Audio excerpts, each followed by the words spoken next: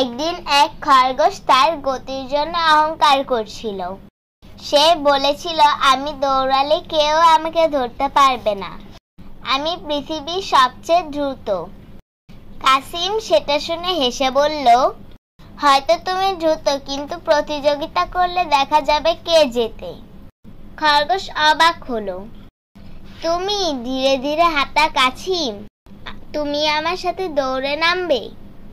কাসিম শান্তভাবে বলল, হ্যাঁ, দেখি না শেষ পর্যন্ত কে জেতে। পরের দিন দৌড় শুরু হলো। সব প্রাণী দেখতে এলো। খরগোশ শুরুতে দৌড়ে অনেক দূরে এগিয়ে গেল। সে ভাবলো, কাসিম তো অনেক পেছনে, একটু ঘুমিয়ে নেই, তারপর আবার দৌড়াবো। খরগোশ গাছের ওপর শুয়ে ঘুমিয়ে পড়ল। এদিকে কাসিম ধীরে ধীরে এগিয়ে চলল। সে থামলো না, ক্লান্ত হলেও হাল ছাড়লো না। অবশেষে কাসিম গন্তব্যে পৌঁছে গেল। সবাই হাততালি দিল। তখনও খরগোশ ঘুমাচ্ছিল। জেগে উঠে খরগোশ দৌড়ালো, কিন্তু ততক্ষণে দেরি হয়ে গিয়েছে।